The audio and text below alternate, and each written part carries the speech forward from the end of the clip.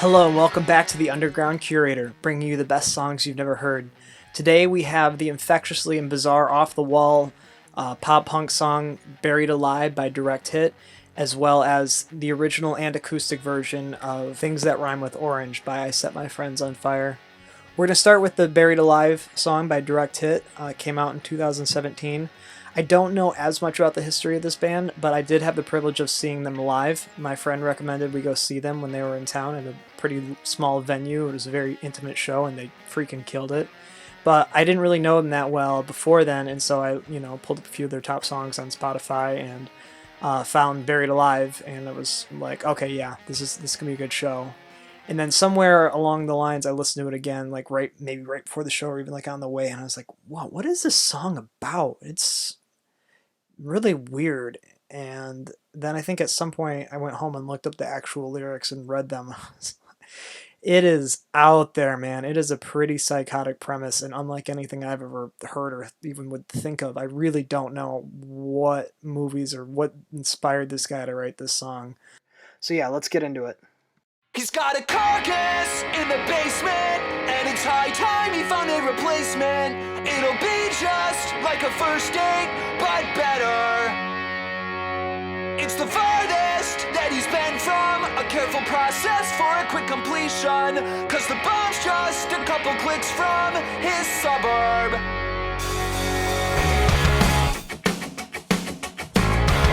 So this song's pretty much literally about a serial killer who's realizing they're about to go through the apocalypse, so he doesn't have to be as careful as he would otherwise. It's literally about that, and I think that's just fascinatingly interesting. Let's keep going.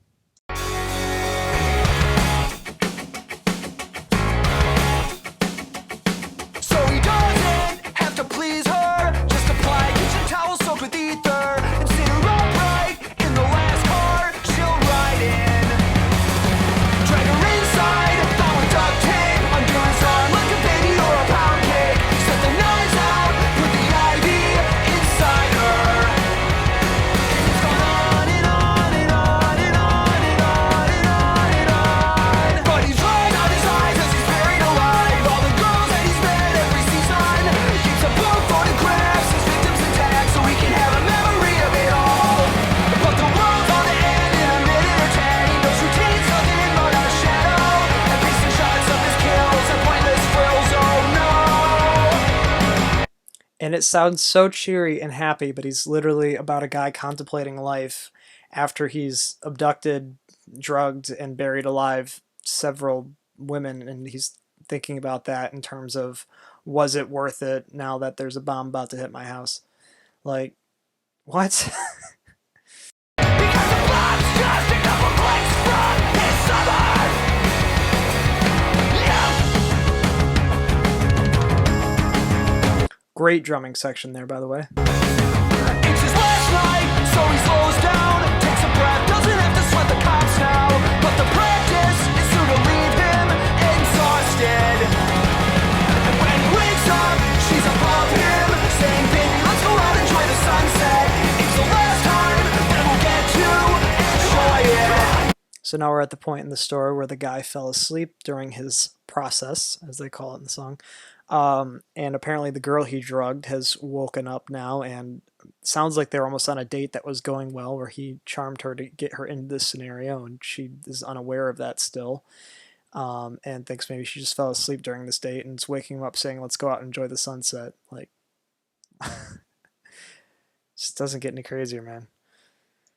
It's the farthest that we've been from a careful process for a quick completion, 'cause the bomb's just a couple clicks from our suburb.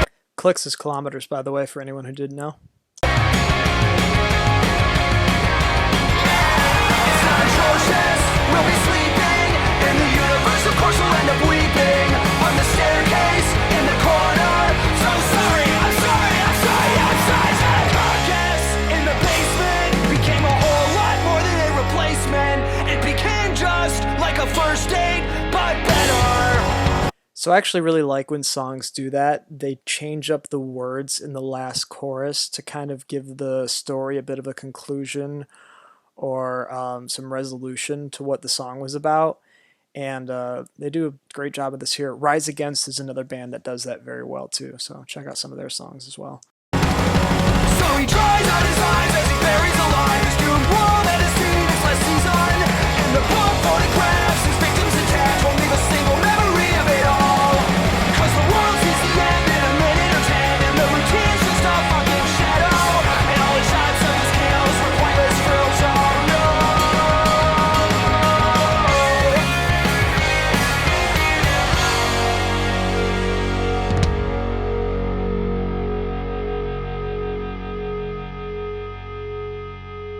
So yeah, modern music needs more of this. Interesting concepts, bizarre premises, stories. I think too often lyrics are just kind of put in songs to sound cool or convey a mood, but really they can do so much more. And this song is evidence that a song can sound good and be fun, and you don't have to listen to it and take it too seriously. But if you do choose to listen to lyrics, there's something really interesting going on there. There's lots of artists that do a good job of this, like Bowling for Soup or Relient K, as other bands in this genre, but it's very, very uncommon in a lot of mainstream genres and music as a whole, and I think that's quite tragic. All right, on to the next one, which I'm doing it a little bit different. I'm actually going to take sections of both songs. Part of the reason why, and I'm being honest, is the screaming in the original Things That Rhyme with Orange is obnoxious. And maybe that's controversial to some people because some people really like the song as is. But I thought the song had a lot of potential. And so when just a couple months ago I found out they released an acoustic version, I was very excited. And then when I listened to it, I was even more excited because they freaking nailed it. And this song is so weird. And it was kind of, the original version was really a little bit pioneering into the pop punk screamo fusion genre. It kind of went into some uncharted territory there, and it's got a great, infectious, fantastic energy to it. And the cool thing is, though, then we'll switch to the acoustic, you can really hear the lyrics and actually see that there's actually a very coherent message and concept throughout the song, and it has to do a lot with social disillusion. So let's get into it.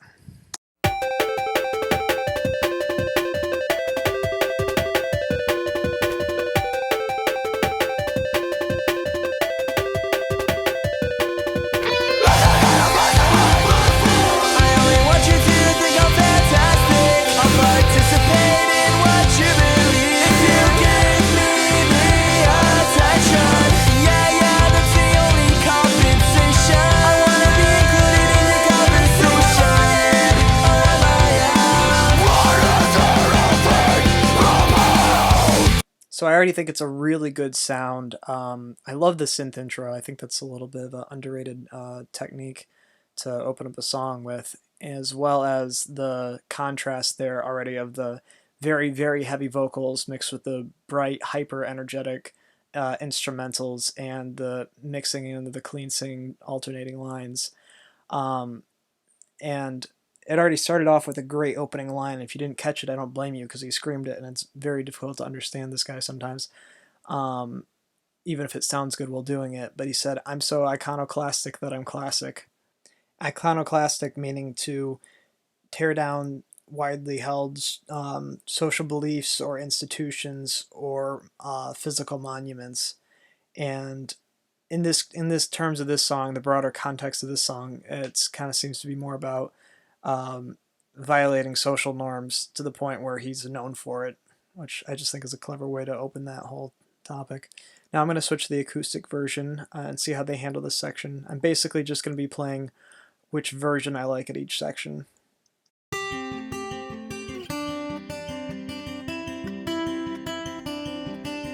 I'm so iconoclastic, I'm classic. I only want you to think I'm fantastic. I'll participate in what you believe if you get me the attention.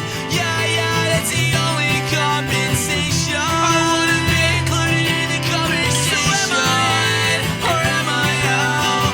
What is there to think about? What is a paintbrush for? Are you prepared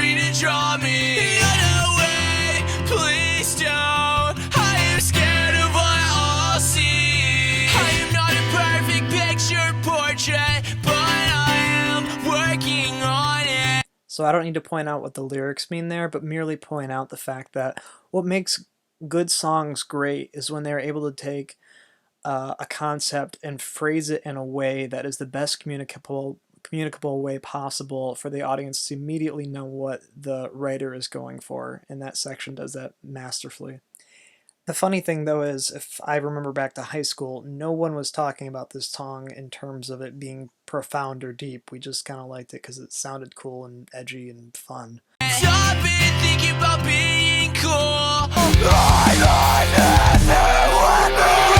on the skyscrapers in the clouds. But if it wasn't for you, we wouldn't have all these multiple crowds. How am I supposed to choose which one I belong to? I think I'll perpetuate a pre-existing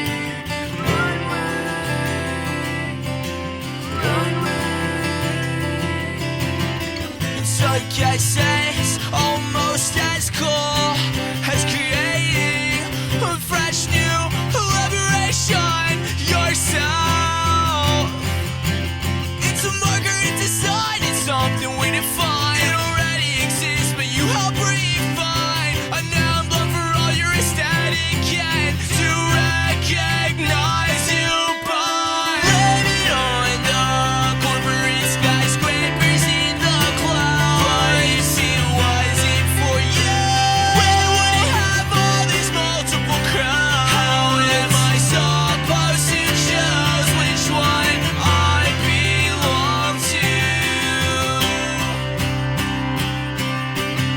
It's really cool to have this version of the song 11 years after the original, and I'm happy because it really is a good chance for the band to showcase how talented they really are, because I could hear it when the song first came out that there was a lot of talent there indeed, but I do feel like it kind of went off the rails with the screaming.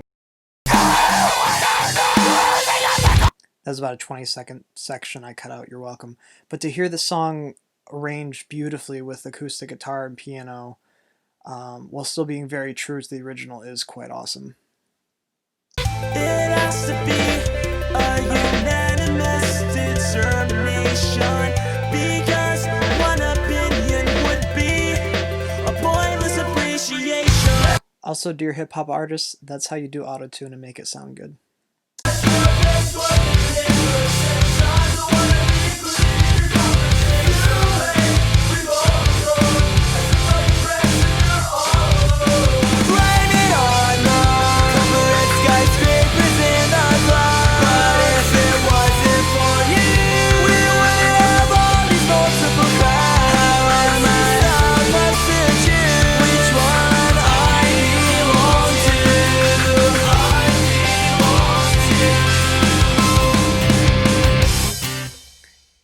Oh, and I wanted to mention that the original version came off the album You Can't Spell Slaughter Without Laughter, and that is true, and the album art features a narwhal swimming through entrails, because of course it does. It also featured a screamo version of Crank That by Soulja Boy, because that was big at the time. But yeah, that was two incredibly bizarre songs that I still think are excellent quality, and please check them out. Links are in the description. They have other good songs, and especially that acoustic version of I Set My Friends on Fire, Things That Rhyme with Orange. It only has like 750 views as the time of making this video, so that's why it took me so long to even find out about it myself. But you know, let's reward them for coming back and making something great after this much time. But that'll do it for now, guys. Take care.